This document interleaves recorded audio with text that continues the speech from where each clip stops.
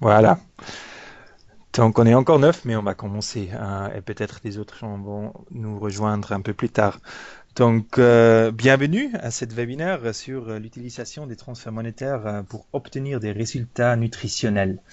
Moi, je m'appelle André Dur et je travaille pour le Global Nutrition Cluster. En fait, je suis prêté auprès du CashCap qui fait partie du NORCAP, Norwegian Refugee Council, auprès du Global Nutrition Cluster et j'ai commencé mon rôle comme Cash and Markets Advisor avec le Global Nutrition Cluster il y a 3 mois. Donc ça fait un moment que je m'occupe avec cette matière et ce webinaire est une première opportunité de partager un peu mes pensées et aussi d'obtenir du feedback, vos idées, vos expériences, etc. On a 1 heure aujourd'hui et la présentation va durer à peu près 40 minutes et puis on a 20 minutes pour discuter, pour poser des questions. C'est aussi bien qu'on n'est pas trop parce que il y a 2 jours on a fait la même chose en anglais et on avait 50 participants et c'est un peu compliqué de vraiment entrer dans la discussion avec 50 personnes. Euh, et je dois déjà m'excuser un peu pour, je suis pas francophone, donc quelquefois peut-être je vais pas m'exprimer idéalement. Je vais peut-être essayer de trouver des mots, donc je me remercie pour votre compréhension.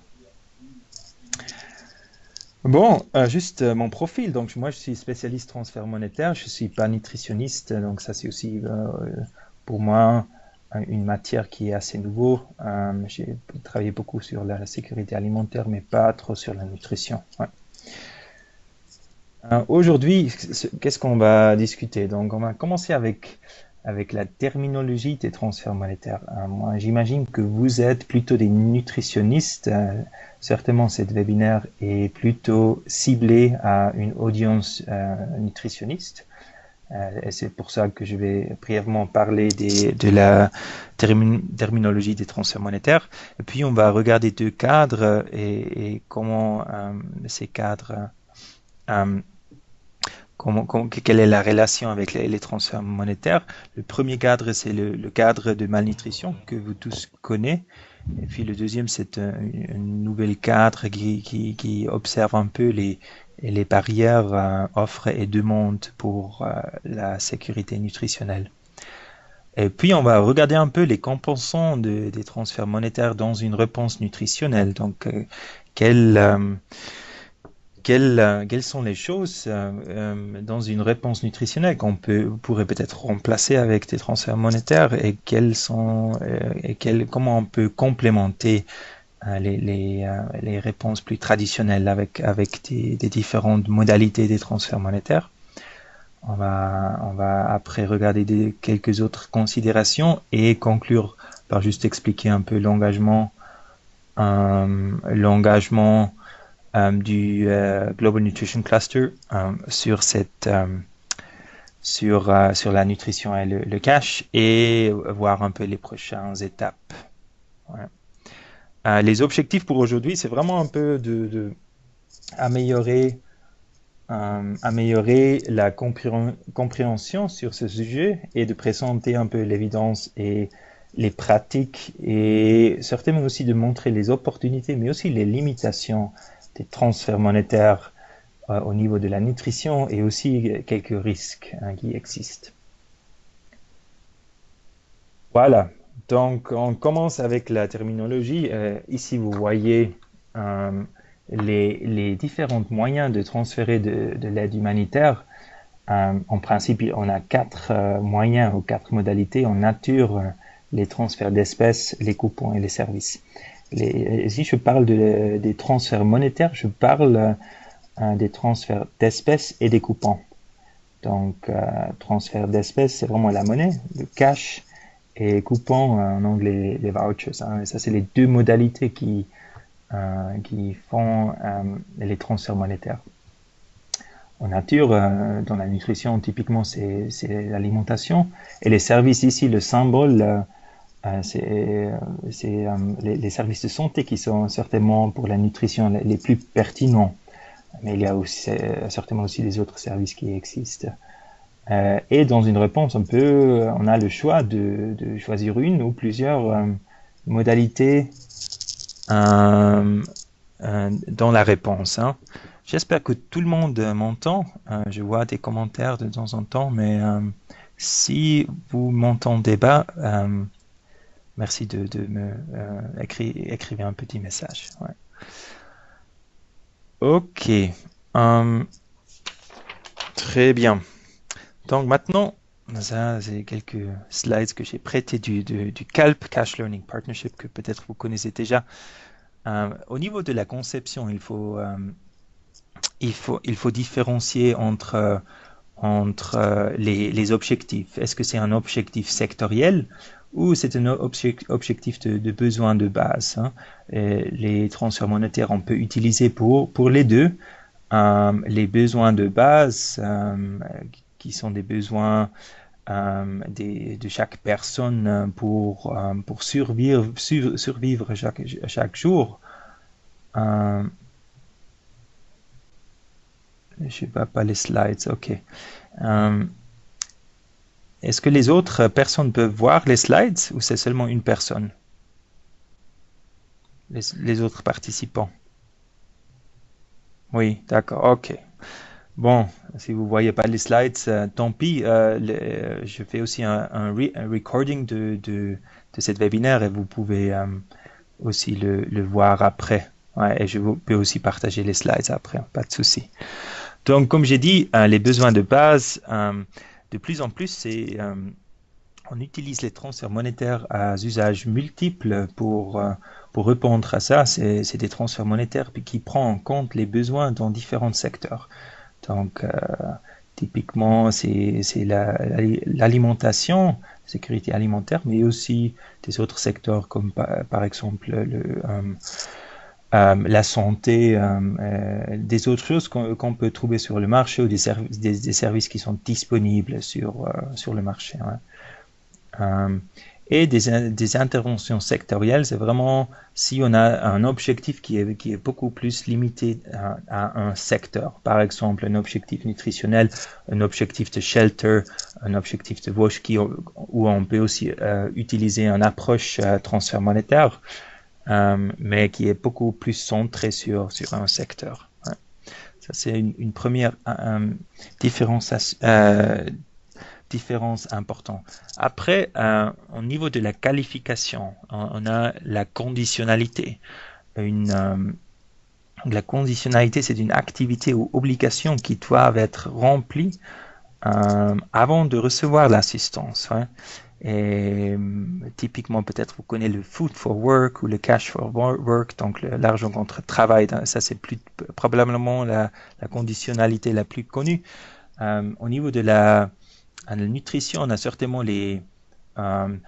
la conditionnalité de assister à un service de santé ou de participer dans des activités d'éducation nutritionnelle avant de recevoir l'assistance. Ouais, donc ça, on peut utiliser aussi, c'est assez souvent utilisé. L'assistance inconditionnelle, donc là, il ne faudra pas remplir des obligations. Donc, on reçoit l'assistance sans faire une activité spécifique. Ouais. C'est aussi une distinction assez importante. Puis on continue dans la terminologie. Il faut différencier entre restrictif et non restrictif, et ça c'est lié à l'utilisation. Donc, si un transfert est restrictif, on ne peut pas utiliser librement. S'il est non restrictif, on peut en principe l'utiliser, ce transfert librement. Et bon, en principe, les transferts d'espèces, donc le cash, c'est non restrictif. Le cash est non restrictif en nature. Donc, si vous donnez quelqu'un de l'argent, vous n'avez pas trop d'influence sur l'utilisation. Vous pouvez essayer avec des différentes mesures de prendre influence, mais à la fin, c'est la personne qui décide. Les modalités restrictives, c'est plutôt distribution nature, c'est clair. On n'a pas de choix. On reçoit un in-kind parcel avec des différents composants et on ne peut pas choisir. Provision de service, c'est la même chose. Et les coupons, là, il faut différencier entre les coupons à valeur marchandise, ça c'est un commodity voucher, et les coupons à valeur monétaire, un value voucher en anglais. Et les coupons à valeur marchandise, là on échange un coupon avec une ration. Donc là il n'y a normalement pas de choix. Le coupon à valeur monétaire, c'est un peu comme ça marche un peu comme la monnaie.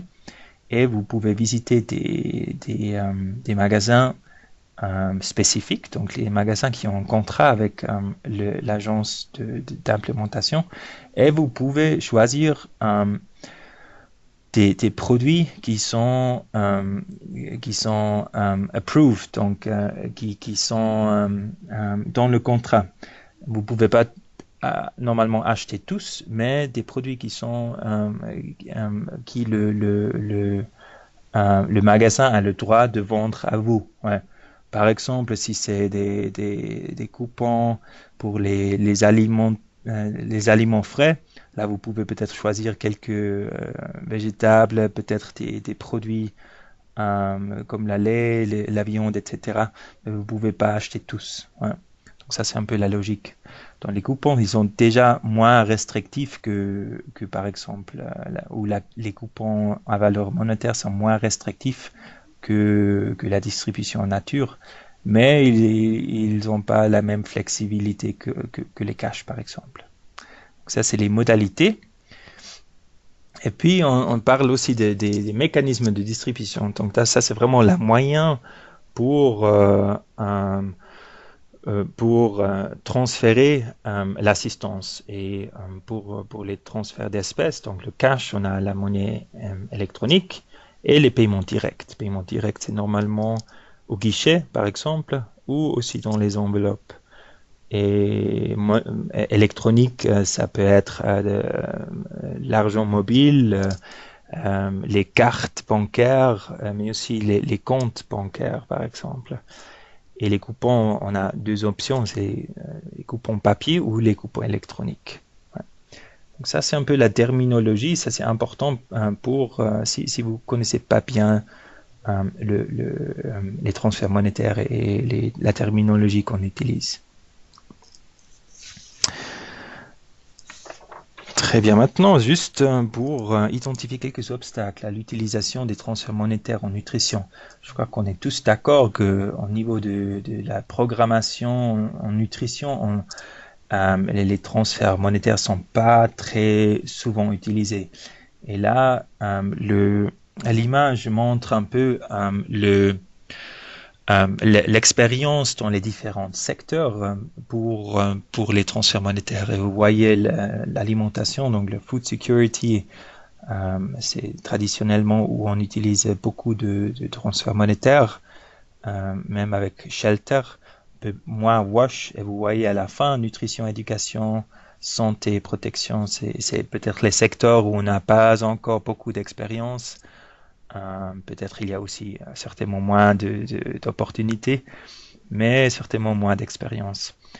Et les raisons, ça c'est un peu mon perspective sur ça, c'est lié à une manque de connaissances des transferts monétaires et aussi d'expérience avec les transferts monétaires.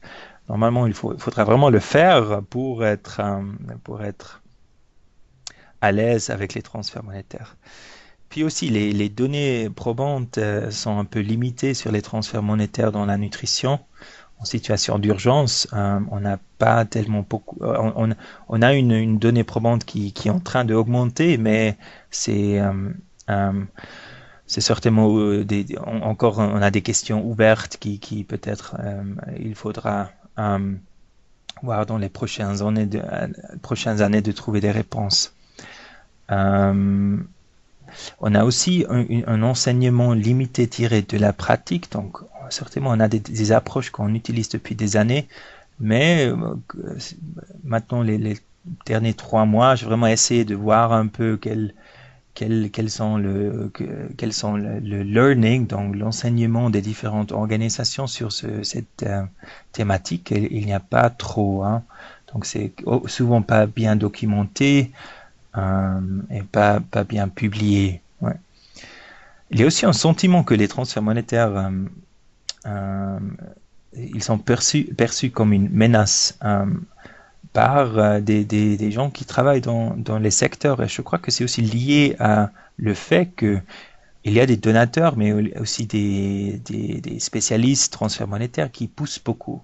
Donc, qui vont vraiment pousser le cash dans tous les secteurs, qui peuvent pas bien expliquer quelles sont les opportunités, mais aussi les limitations. Et ça donne peut-être l'impression que le cash va remplacer tous dans les prochains 10, 20 années. C'est certainement pas le cas. Donc là, il faudra aussi bien discuter et bien expliquer quelles sont les opportunités et les limitations des transferts monétaires. Et la conséquence, c'est vraiment qu'on a aujourd'hui relativement peu d'expérience pratique. Ouais. Et c'est ça, c'est quelque chose que le Global Nutrition Cluster veut aussi adresser, avoir un peu donc mon travail c'est vraiment de produire une guidance, donc les lignes directives sur l'utilisation des transferts monétaires dans la nutrition avec tout ce qu'on sait jusqu'à maintenant. Donc même si c'est pas idéal, même si on n'a pas 100% proof of concept, on va utiliser tout ce qu'on sait et on va essayer de l'intègre dans une guidance note. Ouais. Voilà. Donc on commence avec les cadres. Donc ça vous connaissez déjà, toutes les nutritionnistes. Donc je ne dois pas trop l'expliquer. Je vais juste vous montrer où vous trouvez les transferts monétaires ou les transferts d'espèces dans le cadre de malnutrition. C'est vraiment ici au niveau du revenu et au niveau du capital financier. Donc le cash au niveau du ménage, c'est un revenu. Comme des autres revenus que peut-être les ménages vont recevoir. C'est un revenu qui est normalement temporaire. Ouais. Et avec ce revenu, évidemment, on peut adresser des différentes causes sous-jacentes. Ouais. Donc le cash, on peut l'utiliser pour acheter des aliments, donc pour adresser l'insécurité alimentaire. On peut aussi imaginer que si un ménage reçoit de l'argent régulièrement, il y a peut-être moins pression économique pour travailler, et certainement pour le soignant, de trouver du travail, de quitter chaque jour pour le travail. Donc là, peut-être on a une opportunité que les soignants ont un peu plus de temps pour prendre en charge leur enfant. Et au niveau de la santé, c'est clair, si on a un revenu stable, peut-être on est plus capable de rechercher les services de santé, de aussi payer pour le transport, de payer pour des autres frais qui sont liés à des services de santé. De peut-être améliorer l'environnement du ménage en termes de la sanitation, de l'eau, etc. Donc, avec un revenu qui est un peu plus stable, donc avec un transfert monétaire régulier, on peut faire des différentes choses pour adresser les différentes causes sous-jacentes. Donc, on a des différentes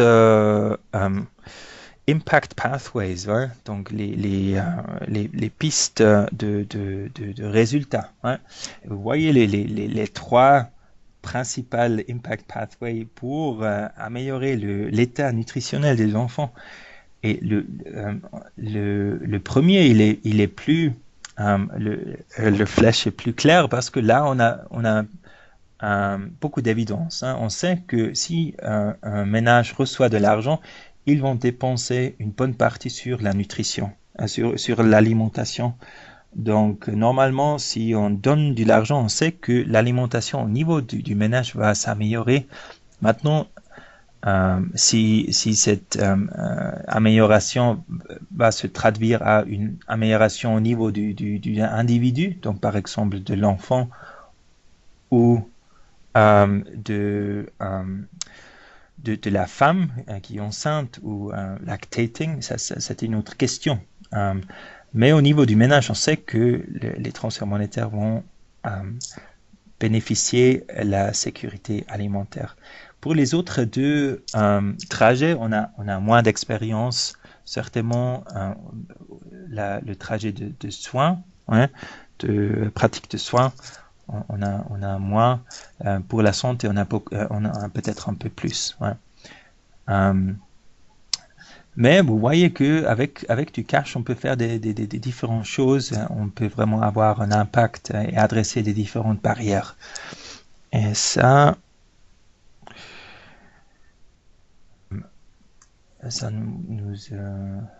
je vais vous maintenant expliquer un peu les différentes barrières au niveau de la demande et l'offre à la sécurité nutritionnelle. Et juste pour vous expliquer où le cash peut faire une contribution. Hein. Donc là, vous avez un peu la même logique. Vous avez les obstacles à des différentes causes sous-jacentes. Donc la sécurité alimentaire, les soins adéquats, les obstacles qui sont liés à la santé et les obstacles liés au water and sanitation. Hein. La demande est en gauche et l'offre à la droite. Ouais. Je vais juste vous expliquer un peu les différents points. Donc, au niveau de la sécurité alimentaire, donc les obstacles au niveau de la demande, c'est que les aliments nutritifs ne sont pas abordables, le marché est physiquement inaccessible, donc peut-être lié à les coûts de transport pour visiter le marché. On a une sensibilisation insuffisante à l'importance et la préparation d'un régime nutritif. On a l'entreposage et la préparation qui est inadéquat au niveau du ménage. Et on a la nourriture qui n'est pas partagée de façon adéquate à l'intérieur du ménage. On a déjà parlé de ça. Donc, qui n'est pas centré sur les besoins des enfants. Ouais. Au niveau de l'offre, on a l'insuffisance de la production et l'importation des denrées alimentaires, la disponibilité insuffisante d'aliments nutritifs sur le marché local, la qualité insuffisante des aliments, l'instabilité des prix et l'entreposage inadéquat et certainement des aliments frais. Ouais. Pour les soins, là, au niveau de la demande, on a des pratiques inadéquates en matière des soins et d'alimentation. On a peut-être un manque de temps pour le soin, donc la pression économique par exemple, le soignant qui est obligé de travailler, de recevoir un revenu. Et on a aussi l'insuffisance du bien-être physique et mental du soignant. Hein.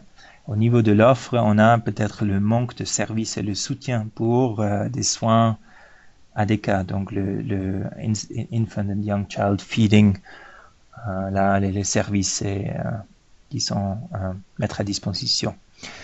Au niveau de la santé, demande, donc on a le comportement inadéquat dans la recherche de la santé, le health seeking en anglais, hein. La malnutrition qui souvent n'est pas perçue comme une maladie. Hein. Ça c'est quelque chose peut-être culturel plutôt. Les services de santé ne sont pas abordables, donc y compris le séjour avec un enfant malade. Donc si il faut rester pour quelques jours, pour quelques nuits, ça peut être assez cher pour les soignants, pour les parents, etc. Et après aussi, les services de santé sont physiquement inaccessibles. Et là, je pense aussi à les frais de transport. C'est pas la seule raison pour l'inaccessibilité des services, mais ça pourrait être une raison importante. Au niveau de l'offre, on a certainement les services qui ne sont pas disponibles ou d'une qualité qui n'est pas suffisante. On a aussi on pourrait avoir une indisponibilité d'aliments thérapeutiques, des médicaments ou des vaccins. Et après aussi l'environnement sanitaire défavorable, donc les maladies, etc. qui circulent. Et dernièrement, au niveau du water, l'eau et la sanitation et la hygiène, on a au niveau de la demande les pratiques hygiène inadéquates et peut-être que l'eau potable n'est pas abordable. Et au niveau de l'offre, on a une insuffisance de la disponibilité de la qualité de l'eau et aussi une insuffisance d'infrastructures d'eau et d'assainissement. Ouais. Donc ça c'est un peu c'est pas tout ça, c'est un premier draft que j'ai fait. Il n'y a pas tous les éléments là, mais ce que je veux vous montrer, c'est un peu ici sur la prochaine slide, les éléments ou les barrières qui sont plutôt économiques et qui pourraient être adressés avec une approche, un transfert monétaire. Donc tout ce que j'ai marqué en jaune, ça c'est des barrières économiques et vous voyez que tout c'est sur la gauche, donc tout c'est c'est des barrières au niveau de la demande. Ouais. Donc par exemple, les aliments nutritifs sont pas abordables, les coûts de transport pour atteindre des marchés, mais aussi pour atteindre des services de santé, le manque de temps pour le soin causé par la pression économique.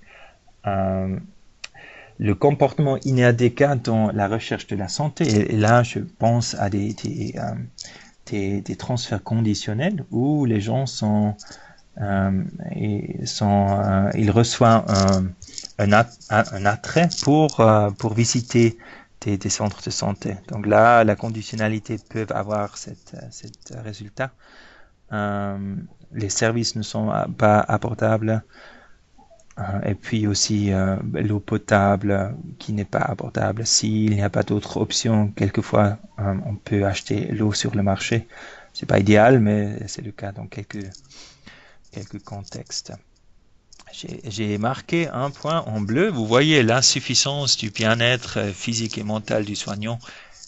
C'est certainement par une barrière économique, mais là aussi on a vu que les transferts monétaires peuvent avoir un résultat positif sur le bien-être physique et mental du soignant. Si on est pauvre, je crois un peu d'argent qui est transféré régulièrement peut vraiment réduire le niveau de stress au niveau du ménage. Mais on sait aussi que ça, dans quelques contextes ou situations, ça peut aussi provoquer des risques au niveau de la protection. Ouais. Si peut-être le mari et la femme ne sont pas d'accord comment dépenser l'argent, etc. Voilà, donc ça c'est un peu le deuxième cadre. Vous voyez un peu les logiques pour voir les barrières au niveau de la demande et de l'offre. Maintenant, je vais parler un peu des composants des transferts monétaires dans une réponse nutritionnelle. Et à la base, souvent, on a l'aide pour les besoins de base. Donc, l'aide au niveau du ménage. Dans une réponse, on utilise premièrement la distribution nature. Là, c'est souvent ce qu'on appelle General Food Distribution. Ouais. Mais de plus en plus contexte, ils font pas la distribution en nature, mais ils donnent maintenant des transferts d'espèces ou des coupons. Ouais. Là, moi, je vais introduire un terme qui, en anglais, c'est la Nutrition Sensitive Cash, donc les transferts d'espèces qui sont sensibles ou sensitifs à la nutrition. Et un élément extrêmement important, c'est le changement social et de comportement, hein, qui peut être mis en place sur différents niveaux, sur sur une alimentation nutritionnelle, sur des pratiques hygiène, sur l'alimentation du nourrisson et du jeune enfant, etc. Et moi, je vais dire que si on fait le cash et on a des objectifs nutritionnels, euh, euh, on veut atteindre des objectifs nutritionnels, il faudra vraiment toujours, si possible, le combiner avec de la communication, changement social et comportement. Ouais. Donc ça, c'est vraiment l'assistance au niveau du ménage. Hein. Après, on a des différentes stratégies pour la prévention de la malnutrition. C'est la prévention des carences en micronutriments, l'alimentation supplémentaire blanket, je sais pas comment le dire. Et on a certainement aussi des autres services de santé qui ont des bons résultats sur les taux de malnutrition, comme par exemple les vaccinations, la vermifuge ou les soins pré- ou post-nal. Pourrait bien sûr continuer la liste. Ouais. Maintenant, si on si on revient au premier et au premier et au deuxième, donc la prévention des carences en micronutriments et l'alimentation supplémentaire blanket. Normalement, c'est mis en place en distribution nature. Hein. Donc, on donne des produits spécialisés, etc. Mais on peut aussi imaginer que ça pourrait être mis en place avec une approche transfert monétaire. Par exemple, ce qu'on utilise beaucoup pour diversifier l'alimentation, mais aussi pour adresser peut-être des manques au niveau des micro-nutriments, c'est les fresh food vouchers, donc des coupons pour l'alimentation frais. Mais aussi, on voit dans quelques contextes les top-ups du cash, donc comme un montant additionnel de transfert d'espèces qui est donné pour accéder des produits frais, des produits qui sont très bien au niveau de la nutrition. Ouais. Le service de santé, c'est clair, ça c'est toujours un service. Maintenant, vous voyez, j'ai ajouté le traitement. Là, on a les trois options principales, l'alimentation supplémentaire ciblée, on a les soins thérapeutiques et les traitements de maladies de carence et en micronutriments. Et là, c'est clair, ça c'est tous des services de santé. Ouais. Mais aussi avec un compensant en nature. Ouais, par exemple, les therapeutic foods, etc., qui sont donnés en combinaison avec les services de santé. Ouais. Là, bon, c'est difficile de vraiment remplacer les services ou les distributions nature parce que c'est vraiment des produits spécialisés qu'on trouve pas nécessairement sur le marché, c'est clair. Mais moi, j'ai ajouté vous voyez, le service de santé, les deux symboles, cash et coupon. Certainement au niveau de l'accès, on a déjà vu que souvent on a des barrières qui sont liées à la transportation, etc. Mais aussi si c'est du traitement où les enfants doivent rester dans l'établissement de santé pour plusieurs jours ou semaines. Là, il y a des coûts qui pourraient être couvertes par une approche cash ou coupon, certainement. Ouais. Donc ça, c'est un peu les options. Vous voyez, la taille du symbole, ça signifie aussi un peu la taille du transfert. Donc les transferts au niveau du ménage pour la sécurité alimentaire et pour les besoins de base, c'est normalement beaucoup plus grand que peut-être les interventions un peu plus spécifiques sur la prévention pour diversifier l'alimentation ou pour accéder les services de santé, etc. Je vais entrer un peu plus en détail dans les différentes approches. Euh, donc, je vais commencer avec les transferts monétaires pour les besoins de base. Et là, aujourd'hui, comme j'ai déjà expliqué parle normalement des transferts monétaires à usage multiple. Ouais. Mais c'est aussi possible de faire la même chose avec les coupons. Ouais. Et c'est normalement ouais, en fonction des besoins alimentaires, certainement les coupons. Donc, cette assistance de besoins de base au niveau de ménage peut contribuer aux résultats nutritionnels ou aussi améliorer l'efficacité d'autres interventions nutritionnelles spécifiques pour la prévention et le traitement. Et on va revenir à ça. On a déjà vu que les transferts d'espèces ne sont généralement pas suffisants pour améliorer l'état nutritionnel. Vous voyez les obstacles et quels obstacles on peut en fait adresser avec une approche transfert monétaire. Donc, normalement, c'est pas suffisant juste de donner de l'argent. Et c'est aussi la raison pour laquelle, si on fait de la recherche et on demande est-ce que cette transfert d'espèces a des résultats au niveau de l'état nutritionnel d'un enfant, la réponse est normalement non. Ouais. Comme par exemple dans cette étude en Somalie. Ouais. Mais peut-être dans des circonstances où les barrières les plus importantes sont peut-être plutôt liées à l'économie, là peut-être on peut réussir. Mais normalement, généralement, c'est vraiment pas suffisant. Et là, la question, c'est naturellement, qu'est-ce qu'on peut faire pour rendre les transferts monétaires pour les besoins de base plus sensibles à la nutrition. Ouais. Et là, on a plusieurs actions qu'on peut faire. Le couplage avec le CSC, ça on a déjà parlé de ça, ou avec l'éducation nutritionnelle, ça c'est vraiment clé. Ouais. Inclure la nutrition dans les critères de ciblage, donc vraiment se concentrer sur les premiers 1000 jours. Et puis, au niveau du panier de dépenses minimales et le calcul de montant. Donc, le panier de dépenses minimales, c'est normalement le base pour calculer le montant du transfert monétaire à usage multiple.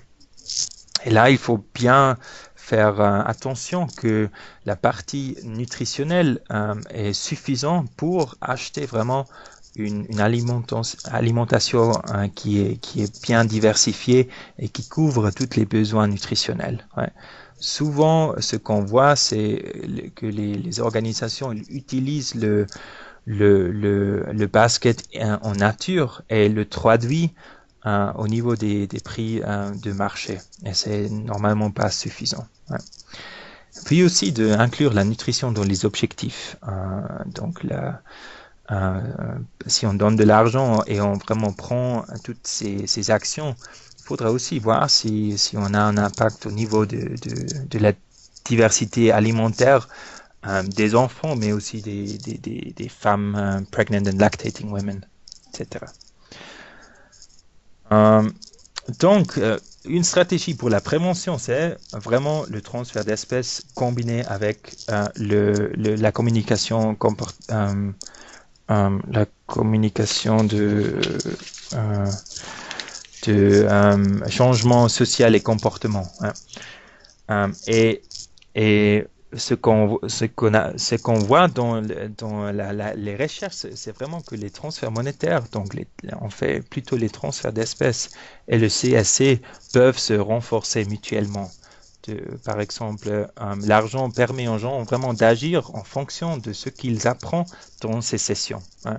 Et en même temps, le CSC peuvent encourager les gens à améliorer leur nutrition et à prendre des décisions centrées sur l'enfant.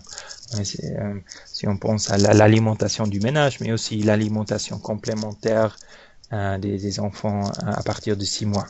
Hein. Et aussi les autres, les pratiques de la hygiène, de WASH, le ANGE, etc. Les experts cash transfert monétaire, ce qu'ils vont vous demander, c'est vraiment, mais les gens savent mieux ce qu'ils ont besoin, non? Et ça c'est un argument qui est valide dans beaucoup de situations. Mais je crois que au niveau de la nutrition, il faut aussi se rendre compte que les gens ils prennent pas nécessairement les bonnes décisions. Et c'est aussi pour ça que il faut investir dans la CSC pour vraiment améliorer la possibilité d'avoir un impact sur la nutrition. Donc, oui, donc si les transferts monétaires sont donnés en niveau conditionnel, ça peut aussi fournir des incitations à la participation à des activités éducatives. Ouais, on a déjà discuté de ça. Maintenant, comment concevoir au mieux le CSC en termes de méthode en situation d'urgence? Ça, c'est pour moi encore une question. J'ai pas encore vu beaucoup d'expériences et des bonnes pratiques. Ça, c'est quelque chose qu'on peut être travailler là-dessus dans les prochains mois. Et on a beaucoup de recherches qui étaient faites dans cette domaine, donc combiner le CSS avec un transfert d'espèces et quels sont les impacts. Et vous voyez quelques-uns. Je peux pas maintenant entrer en détail, mais quand je vous envoie la présentation, vous avez les liens directs à ces recherches que vous pouvez consulter. Ouais. Et puis, on continue avec la prévention. Et on a vu que les transferts monétaires peuvent complémenter les interventions préventives en nature. Par exemple, on peut donner ce qu'on a vu beaucoup avec les Fresh Food Vouchers, c'est que les gens reçoivent une distribution en nature des aliments et on complémente ça avec un Fresh Food Voucher ou avec un transfert d'espèces, ou peut-être aussi l'inverse. Donc, on donne du transfert d'espèces pour répondre aux besoins de base, et puis on donne le supplementary feeding comme addition. Donc, on peut vraiment combiner ces différentes approches. Si les transferts monétaires peuvent remplacer l'alimentation supplémentaire blanket ou la prévention de la carence et micronutriments dans certains contextes, ça c'est pour moi encore une question ouverte. Je crois qu'il y a déjà eu des débats sur ça et probablement pas vraiment une conclusion. Mais pour moi, c'est clair que dans certains contextes, c'est certainement lié à la capacité du marché de fournir les aliments nutritionnels, ça pourrait marcher. Ouais. Les transferts monétaires peuvent réduire les obstacles à l'accès aux services de santé, on a vu ça. Et si c'est donné au niveau conditionnel, ils peuvent fournir un incitatif à demander des services de santé ou de participer à une activité. J'ai discuté ça. Mais là, il y a une nécessité de comprendre les marchés alimentaires et les systèmes de santé. Parce que il faut vraiment, il faut être sûr qu'au niveau de l'offre, que les marchés et les systèmes fonctionnent bien. S'ils ne fonctionnent pas bien, s'il n'y a pas assez d'aliments sur le marché, si les systèmes de services de santé ne fonctionnent pas ou ne sont pas disponibles, et ça vaut pas la peine de donner de l'argent ou des coupons, ça c'est clair. Et là, on a des différents outils qu'on peut utiliser, les évaluations de marché traditionnelles, on a beaucoup des outils, mais aussi des outils qui sont un peu plus spécialisés, comme le cost of the diet, coût je sais pas comment l'outil s'appelle en français, et aussi le HERAMS, qui est le Health Resource Availability Monitoring System. Donc c'est quelque chose qui est normalement géré par les acteurs de santé et qui couvre aussi les services de santé qui sont directement liés à la nutrition. Ce qui est important, c'est vraiment toujours, si on planifie les transferts monétaires dans la nutrition, d'être très clair quel est l'objectif des transferts monétaires. Et dans la prévention, c'est clair que c'est lié peut-être à l'accès, à couvrir les coûts d'opportunité. Donc, si les gens peuvent pas travailler parce qu'ils font autre chose, euh, mais aussi d'améliorer l'accès à des aliments frais et enrichis qui sont disponibles sur les marchés locaux et d'améliorer la diversité alimentaire. Et là, donc la combinaison des approches de prévention traditionnelles avec le cash. Vous avez deux exemples au Niger qui combinent par exemple le supplementary feeding avec des transferts monétaires, etc. Voilà. Je vais continuer parce que je vois qu'il y a déjà 47, donc je vais juste finir et puis on ouvre la discussion. Dernièrement, le traitement de la malnutrition. Donc ça, pour le traitement, il y a toujours une interaction avec l'établissement, un établissement de santé, un service de santé, et un transfert monétaire au niveau des ménages peuvent complémenter la réponse au traitement. Ouais. Ils peuvent aussi compenser les frais de transport et autres coûts. Ouais. Donc il y a des différentes options pour intégrer les transferts monétaires. Les objectifs, certainement liés à l'accès aux services, coûts d'opportunité, j'ai déjà mentionné, les coûts d'hospitalisation, fréquentation aussi conditionnelle, mais aussi rétablissement plus rapide, rechute réduit et non-réponse réduit au traitement. On n'a pas trop d'expérience là, on n'a pas trop de recherches qui étaient faites. Une recherche était faite au Congo, à la RDC, et là, les résultats étaient assez bons, mais c'était aussi fait dans un contexte assez contrôlé. On a des autres expériences plutôt opérationnelles, par exemple liées au Somalia, où le CICR a donné, par exemple, des transferts d'espèces en combinaison avec le traitement de malnutrition. Et là, ils avaient l'impression qu'il y avait des femmes qui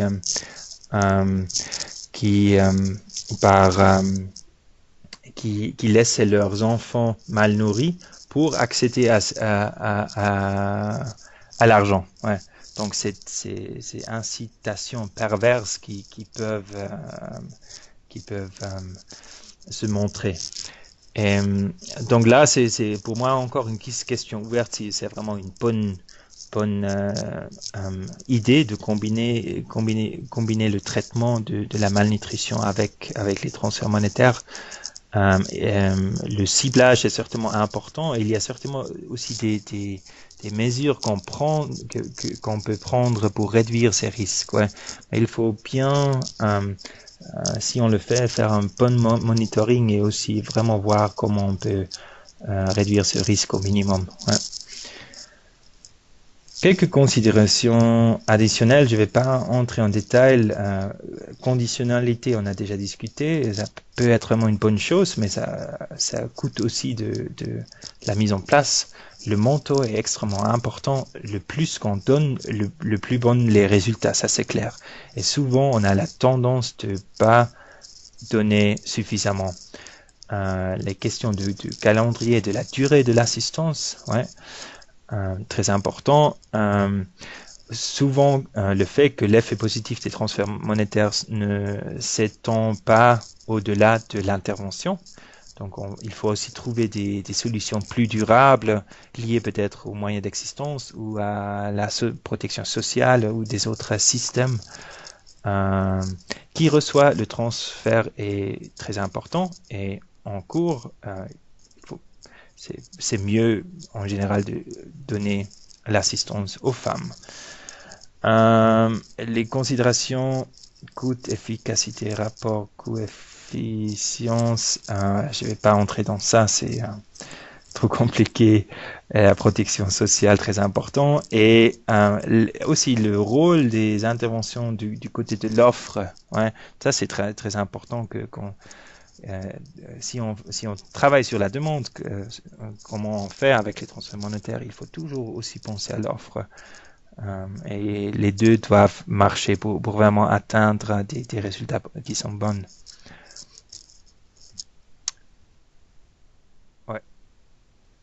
Donc, comme j'ai déjà expliqué, moi je suis en train de travailler sur cette thématique jusqu'en août 2020. J'ai le temps pour finir des lignes directrices sur l'utilisation des transferts monétaires dans la nutrition. On va aussi inclure quelques documentations sur les études de cas qui ne sont pas encore choisies. Et aussi travailler sur le renforcement des capacités, mais on n'a pas encore déterminé une stratégie pour ça. Donc l'activité la plus importante maintenant, c'est vraiment de travailler sur les directrices, et quand c'est fini, on va peut-être voir comment on peut aussi fournir un certain soutien technique au niveau des pays, au niveau des programmes, et comment on peut travailler sur le renforcement des capacités des partenaires du Global Nutrition Cluster. Le dernier point de moi, c'est vraiment, ce qui était difficile jusqu'à maintenant, c'est vraiment de voir ce qui se passe au niveau des pays, au niveau des organisations. Donc, si vous avez des projets de nutrition avec une composante de transfert monétaire, merci de la partager, parce que je cherche vraiment des exemples pour des projets. Si vous avez quelque chose, n'hésitez pas de l'envoyer à moi. Ouais. Bon, ça c'est tout. On a pris un peu plus de temps. Normalement, ça dure un peu plus de temps d'expliquer quelque chose en français qu'en anglais. Donc c'est la raison pour laquelle on est un peu en retard. Mais encore un moment pour répondre à quelques questions. Donc je vais juste voir si vous avez déjà mis quelques questions dans les commentaires. Et sinon, j'aimerais bien ouvrir le micro pour des questions, pour des commentaires, pour des réflexions. Voilà. N'hésitez pas.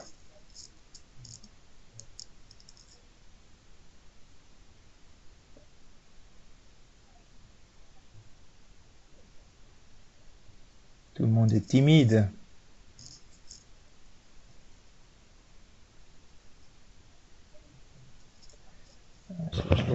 Voilà. Oui, oui, bonjour André, merci Bonjour. beaucoup pour la présentation. Je peux parler? Oui, allez-y. Voilà, c'est Claude, hein. Je suis à Goma actuellement en RDC Bonjour et Claude. je voulais juste faire, merci, bonjour, juste faire un petit commentaire sur le transfert monétaire et la prise en charge de la malnutrition. Euh, Nous avons en fait des interventions qu'on supporte ici en RDC qui font ce lien entre le transfert monétaire et la malnutrition, beaucoup plus dans les centres de stabilisation ou les UNT, Mhm, UNTI comme on l'appelle ici en RDC, mhm, qui visent à réduire le taux d'abandon des enfants qui sont internés. Et là, on leur donne de l'argent, du cash, pour leur permettre de payer de la nourriture et de mhm, rester au niveau des centres de stabilisation. Ça leur permet de réduire ce taux d'abandon. mhm. Et pour la D'accord. plupart des cas, c'est des malades qui viennent de très loin, qui parcourent de grandes distances pour venir. Et donc, vous comprenez qu'ils sont à l'hôpital, loin de leur famille. Et de l'autre côté, les familles sont là avec un risque encore accru de faible accès à la nourriture. Parce que vous connaissez le rôle que les femmes jouent dans les ménages pour l'accès à la nourriture, Mhm, pour cultiver, préparer, donc donner à la famille. Donc le fait que la maman soit à l'hôpital, ça crée une situation d'insécurité alimentaire au niveau de la maison. Donc on donne aussi, c'est un lien que je voulais mettre en exergue pour ajouter à ce que tu avais déjà donné comme lien Exactement. sur Donc, le... Oui. exactement. Ouais, par contre, je voudrais, juste en essayant de poser une question, je n'ai pas Mhm. très bien perçu le lien qu'il y a entre l'ange et le transfert monétaire dans le sens de changement de comportement social. Voilà, je n'ai pas très bien perçu comment est-ce que ça pouvait intervenir. Peut-être tu peux revenir sur Ah, quelques points. d'accord. Donc, Oui. le changement de comportement, ouais. Donc ça c'est, oui, exactement. Donc c'est juste que, en général, donc si on donne de l'argent, les gens ont beaucoup de flexibilité d'utiliser cet argent. Donc, on a vraiment un intérêt d'intégrer des messages, de l'éducation, comment les familles peuvent bien utiliser l'argent pour la nutrition des enfants, par exemple. Ouais. Et là, on a l'avantage avec le cash que les messages peuvent directement être mis en place par les gens. Donc, par exemple, on explique que une alimentation diversifiée a cette caractéristique et ça, c'est le moyen de préparer une alimentation diversifiée, etc. Et après, les gens, ils ont l'argent pour aller au marché et pour mise en place, pour mettre en place ces messages. C'est un peu ça l'idée. Et ça s'applique aussi pour l'alimentation complémentaire. Euh, parce que aussi pour l'alimentation complémentaire, il faut avoir des fonds suffisantes pour acheter des produits qui sont bien au niveau de nutrition. Et on sait tous une alimentation nutritionnelle est beaucoup plus chère que juste une alimentation qui couvre les besoins énergétiques d'un ménage. Ouais. Ça, c'est un peu l'idée. Merci beaucoup, c'est clair, hein, j'ai bien compris. D'accord. Merci pour cet exemple. Claude, si tu peux aussi si tu as des documents que tu peux partager avec moi, ça serait super. Ouais. Et aussi l'expérience, si c'est quelque chose que tu penses que ça marche bien, etc. Ça serait bien de apprendre les leçons du Congo. Ouais. Est-ce qu'il y a des autres commentaires, questions? Je vois une question ici, hein, de Brigitte. Brigitte, est-ce que tu veux juste poser la question au micro? Ou peut-être je peux aussi la lire, hein. Donc la question c'est... Oui, voilà, vas-y Brigitte. On a encore 2 minutes.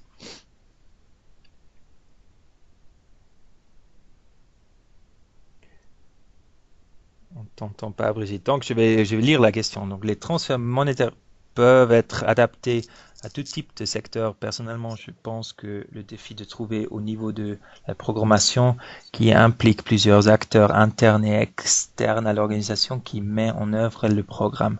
Dans le cadre d'un programme de nutrition, quels sont les facteurs à prendre en compte pour réussir à la programmation et le suivi d'un programme de transfert monétaire? Ça, c'est une grande question, hein. Euh, donc, pour moi, la conception d'une réponse est vraiment extrêmement importante. De bien réfléchir sur les montants, comment ils sont donnés, comment ils sont combinés avec des autres interventions. Ça, c'est extrêmement important. Et toujours de penser à l'objectif des transferts monétaires. Quelle barrière est-ce qu'on voudrait adresser avec ce transfert monétaire? Ça, c'est extrêmement important. Maintenant, dans la pratique aussi, il y a des complications additionnelles au niveau des différentes organisations, des mandats, etc. Euh, donc là, c'est difficile à répondre à ça maintenant. Mais dans la conception, je crois il y a beaucoup qu'on peut déjà faire pour éviter ou pour maximiser les résultats. Ouais. Euh, ok. Euh, si. J'ai, Oui. bonjour, c'est Bonjour. Anne-Marie de Haïti. Bonjour Je Anne-Marie. suis Anne-Marie, responsable de Anne-Marie, est-ce que je l'unité peux... nutrition. D'accord, je vais juste dire quelque chose parce qu'il est maintenant 3 heures, donc on a fini officiellement. Tout le monde qui veut rester, vous êtes bienvenus. Mais pour ceux qui doivent partir, merci beaucoup pour atteindre cette webinaire. Et si vous avez des questions, si vous voulez partager quelque chose, vous pouvez me joindre sous mon compte email que je vais juste maintenant mettre dans les commentaires. Voilà, ouais, vous pouvez continuer. Pardon pour vous interrompre, Anne-Marie. Ok, il n'y a pas de souci. Oui, nous remarquons que les transferts monétaires sont beaucoup plus mis en œuvre par le PAM, notamment pour le cas en Haïti. Ouais. Et très souvent, comme vous l'avez notifié, au moment de procéder au transfert monétaire, il y a aussi l'éducation nutritionnelle qui s'y passe. Donc, actuellement, nous sommes en train de réfléchir comment nous aussi au niveau communautaire, nous pouvons mettre en place ce mécanisme de transfert monétaire. Mais le problème est que nous avons aussi un chevauchement en termes de zone d'intervention. Et je voudrais savoir, dans votre pratique, si vous avez des expériences par rapport à la co-gestion d'une telle intervention entre deux agences. Donc, comment trouver un terrain d'entente et comment de telles expériences s'est déroulées dans d'autres pays. Si les collègues qui sont avec nous au webinaire peuvent partager de telles expériences. Et nous savons que en termes de valeur comparative, le PAM est beaucoup bien avancé en matière de transfert monétaire. Ils ont leur système de ciblage, du personnel quand même disponible sur le terrain et avec un système bien informatisé. Donc, en tant que personnel de l'UNICEF, comment nous pouvons vraiment procéder pour pouvoir aussi mettre en œuvre ce mécanisme de transfert monétaire. C'est un commentaire en même temps un souci. Oui. D'accord, vous pensez à une situation où le PAM fait les transferts monétaires ou les transferts d'espèces et UNICEF fait la partie de communication, changement de comportement et social, c'est ça? Non, le PAM fait le transfert monétaire et en même temps le CCC. Les séances d'éducation nutritionnelle pour pouvoir bien sûr utiliser à bonne escient les fonds qui seront transférés. Et en même temps, ils font aussi le dépistage au sein du groupe des personnes ciblées. C'est-à-dire les enfants de moins de 5 ans de ces familles qui bénéficient du transfert monétaire.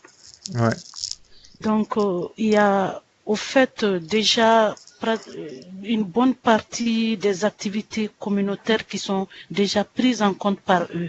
Dans de tels cas, quelle serait la stratégie que l'UNICEF pourrait adopter pour pouvoir vraiment maintenir les activités préventives au niveau communautaire et au cas où il y a lieu d'introduire le transfert monétaire, quelle serait l'approche la mieux adaptée pour éviter une concurrence ou un chevauchement dans les interventions. Ouais, d'accord. Oui. Bon, là, je crois qu'il faut... C'est notre cas. Je ne sais pas si d'autres personnes, d'autres pays ont eu à vivre de tels cas et quelles ont été les conduites qu'ils ont eu à adopter pour minimiser un chevauchement et une idée de concurrence alors que nous ciblons les mêmes objectifs.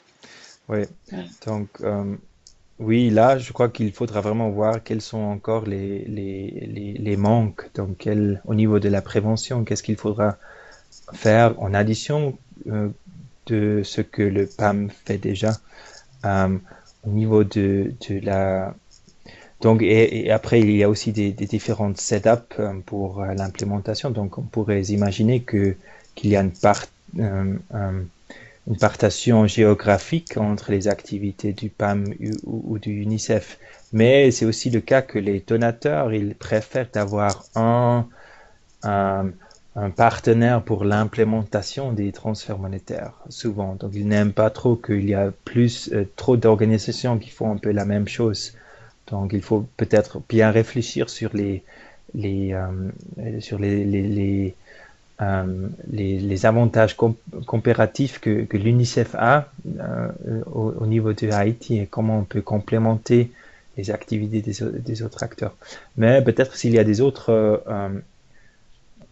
des autres personnes sur cet webinaire qui veulent ajouter quelque chose ou qui veulent directement entrer en contact avec Anne-Marie, n'hésitez pas. Juste voir si j'ai encore des autres questions. Oui. Alors, comment se manifesterait l'appui côté transport des malades pour le traitement des enfants mal nourris? Car ici chez nous à Madagascar, c'est ACF qui fait le référencement et contre-référence est que nous n'arrivons pas à couvrir les besoins de foie.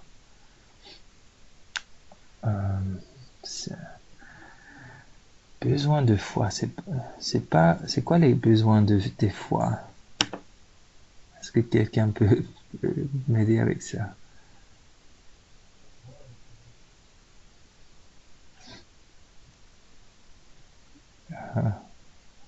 Et je comprends pas l'expression, les besoins des foies.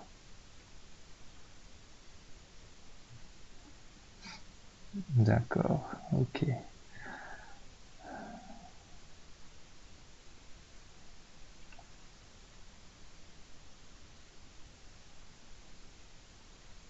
Ah, des foies. Ok, d'accord, ok.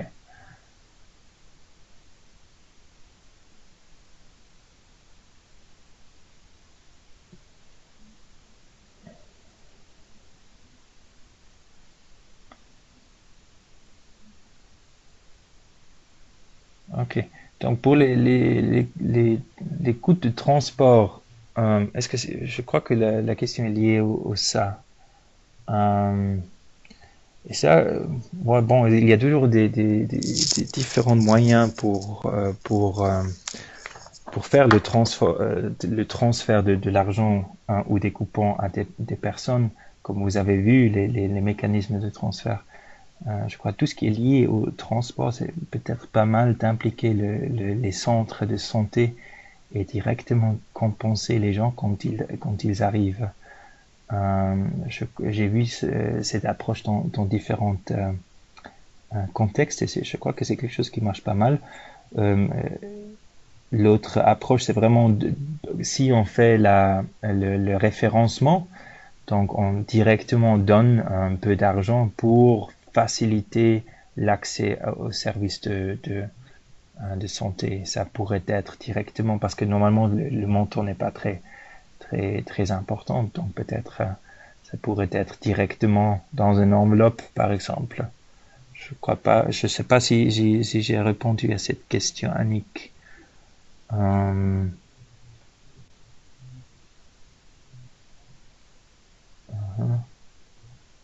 Puis après, ok.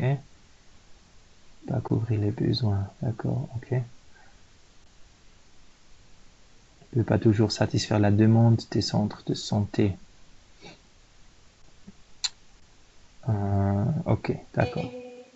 C'est par rapport à la question de tout à l'heure. Oui. C'est par rapport à la question de tout à l'heure, mais vous m'avez bien répondu et c'est bien, j'ai compris. Ah d'accord, ok, très bien, ouais, parfait. Ouais. Et la même chose, on peut faire avec les coupons, naturellement, mais avec les coupons, il faudrait toujours avoir des contrats avec des fournisseurs de services. Donc, par exemple, un fournisseur de services de transport. Ouais. Si c'est quelque chose qui existe dans notre contexte, c'est toujours un peu la question, comment on peut s'arranger. Ouais. Ok, je vois pas vraiment des questions additionnelles, mais comme j'ai dit, je vais juste retourner à la première slide pour vous aussi encore une fois montrer mes coordonnées et mon email. Donc si vous avez des commentaires, des questions, n'hésitez pas de me contacter. Il y a encore une question, je vais juste voir comment peut-on implémenter des transferts santé dans lequel on paye à la place du malade des frais supplémentaires pour leur prise en charge. Oui, d'accord. Donc ça, je crois que ça, c'est plutôt si on ne donne pas l'argent directement aux bénéficiaires, mais on donne l'argent à à l'institution de santé, donc l'hôpital par exemple. Ouais. Et là, donc ça c'est pas nécessairement, on peut peut-être considérer comme une approche coupant, mais c'est pas vraiment une approche transfert monétaire parce que les transferts monétaires c'est toujours au niveau de l'individu, du ménage ou des communautés. Hein. Donc si on donne de l'argent à un hôpital, c'est une très bonne approche, mais moi je considère pas comme une approche de transfert monétaire. Mais là, on peut trouver un accord avec l'hôpital, par exemple, où on se met d'accord sur les prix des différentes interventions et on leur paye. Et les paiements sont basés sur les services qu'ils ont fournis à des personnes qui étaient identifiées par l'organisation. Ouais. Voilà. OK. Très bien. Merci beaucoup à tout le monde. Et ouais, le travail continue. Donc, je vais continuer de partager mes pensées et les lignes directrices vont sortir peut-être vers mi-2025. Mais n'hésitez pas de me contacter si vous avez des questions aussi au niveau de la programmation ou vous avez peut-être besoin de réflexion de mon côté. Ouais. OK. Merci beaucoup. Merci beaucoup. À bientôt à tout le monde. Au revoir.